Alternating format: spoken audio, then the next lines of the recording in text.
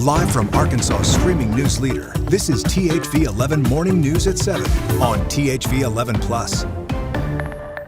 Happy Thursday, everybody. Hope your day is off to a great start. Ashley, Hayden, Karen, Tracy here to make sure it gets even better for you.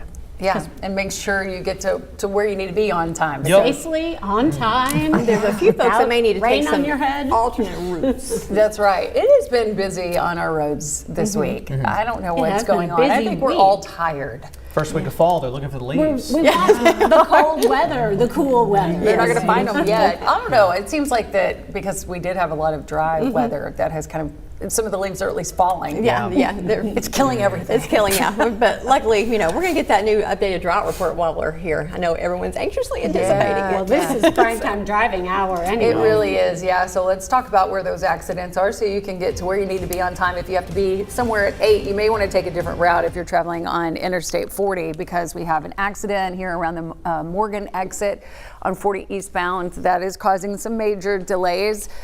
This happened just recently, so I'm sure that we're just now seeing law enforcement getting on the scene. It is slowed down past the Maumelle exit, Morgan exit. It's backing up closer to Mayflower now and really slowing down. But this was a crash around mile marker 143. We also had an accident here in Pine Bluff, Highway 190 southbound and I-530. It was off to the left lane and left shoulder. Law enforcement has been on the scene for a while and they're working to clear that one too. Looking a little bit better right here at the Morgan exit, so maybe they've already gotten that clear and they just haven't updated that yet with us, but we'll get a check of that. But it looks like things are moving a little bit better. We'll get another look at what's happening coming up in just a few minutes. Tracy? All right, we've got a few clouds out there, but they're starting to break up a little bit, and the influence of an upper level low wrapping around and bringing in some rain showers mainly to eastern Arkansas. Seeing a few of those very, very light to spotty ones here in the central portion as well, and a few lower clouds as well. And again, that may make you put those windshield wipers on this morning, but not looking for any big rain today. It is 69 in the capital city. We've got a little wind, and I'm loving that it is out of the north around 8 to 10 miles an hour. We could see some gusts upwards of 15, and that's going to make things feel a little bit cooler, especially in the mornings, and it will finally feel a little bit more like fall out there. As we are looking at our hour-by-hour forecast again, and just mentioning, don't worry too much about that rain chance right there. I think it's very, very spotty in nature, and not everyone's going to see that. It's really light. We're looking for plenty of sunshine today, mixed with a little cloud cover, and as I mentioned, eastern Arkansas seeing those biggest impacts for some possible scattered to isolated storms today. We could see one sneak into our area, but overall, not a lot going on, and we're looking for that high today right around 80 and keeping things just a little bit cooler off to the east with that cloud cover and those rain chances. We'll talk more about your weekend forecast. It's looking good, by the way. We'll let you know exactly what to expect coming up. We begin with new developments on a story out of Dallas where gunfire erupted at an Immigration and Customs Enforcement facility. At least one person, a detained migrant, was killed and 2 others were injured when authorities say a sniper opened fire Wednesday morning. Authorities say they have now recovered evidence that may identify a motive for the attack. CBS News correspondent Jared Hill has more. The deadly shooting at a Dallas ICE facility being investigated as an act of targeted violence. This is going to be a sniper on top of the roof. Department of Homeland Security officials say just before 7 Wednesday morning, a sniper perched on a nearby roof started shooting, hitting windows and a van near the entrance to the facility. Authorities say bullets hit 3 people in that vehicle who were being detained. One of them killed, the other 2 critically injured. There was no way he could have known detainees were in that vehicle. He was just indiscriminately shooting, hoping to cause some carnage and mayhem. Acting ICE Director Todd Lyons says the suspected gunman, who he identified as 29-year-old Joshua John, died of a self-inflicted gunshot wound. Court records show John previously pleaded guilty to a marijuana charge in 2016. Now law enforcement are combing through properties tied to the suspect both in Texas and Oklahoma. Early evidence that we've seen from rounds that were found near the suspected shooter contain messages that are anti-ICE in nature.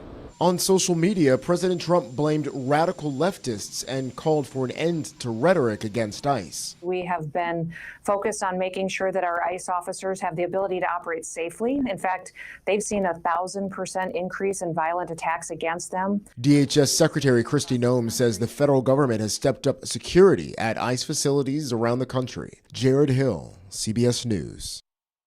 Authorities are not yet releasing the names of the 3 victims, but Mexico's government confirms one is a Mexican national. And just last month, the same Dallas ICE facility faced a bomb threat. Here in Central Arkansas, firefighters are pushing for new workplace protections, usually tied to labor groups. The Bill of Rights for Firefighters was written by State Representative Andrew Collins of Little Rock, and now Mayflower just became the first city in this area to adopt it. Lays out 2 main protections, making sure firefighters are treated fairly during disciplinary investigations and giving them the same rights as anyone else off duty, like engaging in politics. Now, Fire Marshal Chris Matthews calls it a no-brainer and says city leaders signed on right away. He hopes Mayflower's move will spark other departments, such as Little Rock, moving forward. We didn't receive any feedback or, any kind of pushback from our city council. And it pretty much just sailed on through. Rather than be reactive to any situation, we want to be proactive. Fayetteville passed the same measure last month, and Matthews says that inspired Mayflower to act quickly.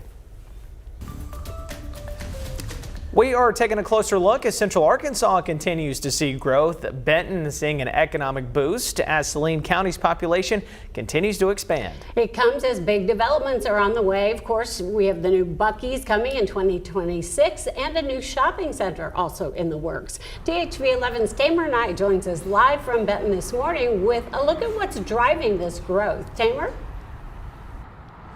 Well, good morning, Karen and Hayden. Lots of excitement happening in Saline County right here in the city of Benton. We're standing on 17 acres of land that is the future home to a retail restaurant shopping experience right in the heart of the city. Now, Mayor Tom Former, he's just going to talk a little bit about the excitement for the city of Benton and how the city will benefit from such an establishment right here in the city. You know, we've already grown 8.2% in the last few years. With this 17 acres being developed and the job opportunities for the people, it's going to bring more people to town. It's going to bring more people to our city, not only to shop, to enjoy the beautification of this area, but to enjoy the restaurants. There's going to be fine dining there. There's going to be a breakfast restaurant there, so you're going to be able to get something to eat basically all day long, which is a great thing. As you can tell, I like to eat.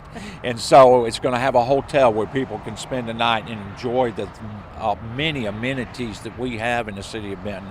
It's going to create office space, which is badly needed. It's going to offer a lot of different things to offer several hundreds of jobs for people to come, which means we got to have houses, which means that when we got people moving into the city, we're going to grow even at a greater rate than we presently are. Also impacts our finances. We're going to increase the number of police and fire we got. You know, we've got a great fire department. We have an ISO 1 rating with the fire department right now. We got a police department that we're very proud of that produces safety. But you know, we have a school system that had an A at the high school. So we've got a lot of great things in Benton that's going to help these people choose to come and live in the city of Benton. And Mayor Former, I mean, things are moving pretty fast. A couple weeks ago when I came here with my photographer, it was a bunch of shrubs and trees, but now we're standing on rocks. We see excavators, we got bulldozers. The work is already underway. Yes, they came in here and they grubbed and cleaned this thing in a week. They really made it look a lot different. You now can see the I-30 from over here on the road, so you can stand and see all the way across the 17 acres, which even makes it more of an attractive piece of property because people driving down the freeway, those 100,000 people that go by every day, can look over and go, hey, that looks nice. I want to stop there. So, you know, Mr. Reese is going to bring us something that we have not had before. And that's a little bit of everything in one location, from eating to staying to shopping to having office space. Everything that you need will be right here on this 17 acres, which truly is amazing.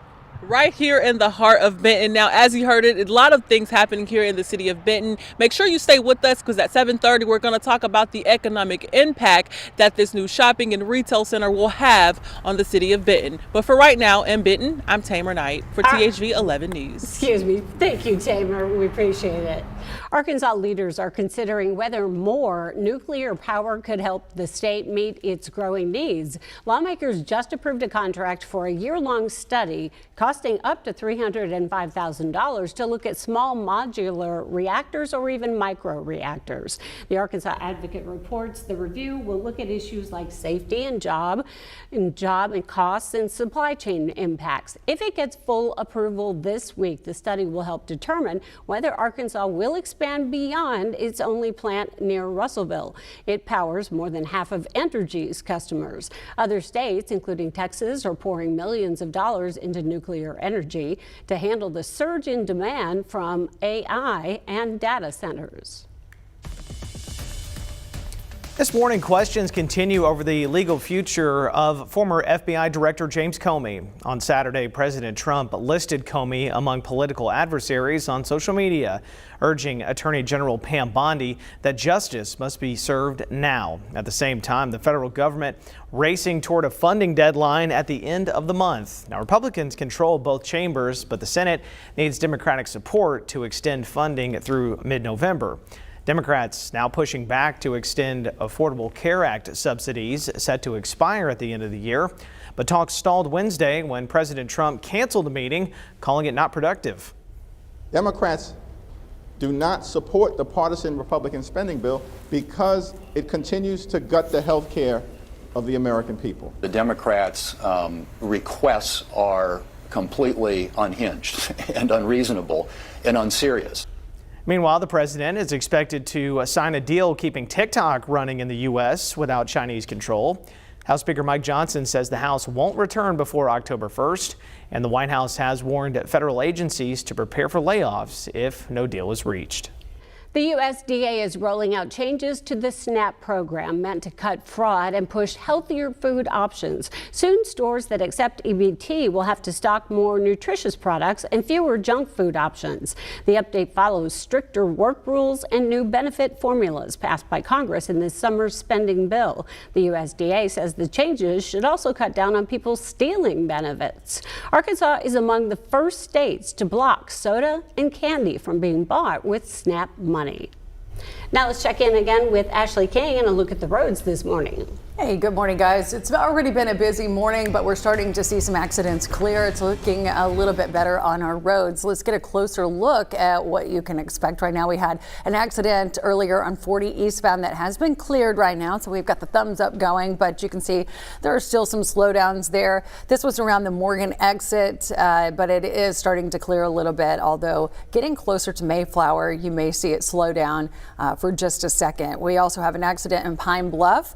This is on Highway 190 southbound, which is the service road right off of I-530 in Pine Bluff. It is off into the median kind of, and I'll show you exactly what I'm talking about here in just a few minutes. And then, of course, our usual slowdown on 30 eastbound. You can see between the 430 interchange backing up to about the Bryant exit. And this is what I'm talking about in Pine Bluff near I-530. You can see there is a vehicle, also law enforcement on the scene. I'm sure they're waiting for a tow truck to come. It's not really causing an impact or any delays to your drive in, but just be aware that that is something you want to be cautious about as you're driving through there. This is what our drive times look like coming in from around the metro into downtown Little Rock, Tracy. So it's been a busy morning. Hopefully in the 7 o'clock hour, things will start looking a little bit better. Well, at least we're not dealing with a lot of rain this morning on that commute, and we're not going to be dealing with any rain in the weekend forecast either. We are going to see those temperatures in the morning and be just a tiny bit chilly in those lower 60s, even some 50s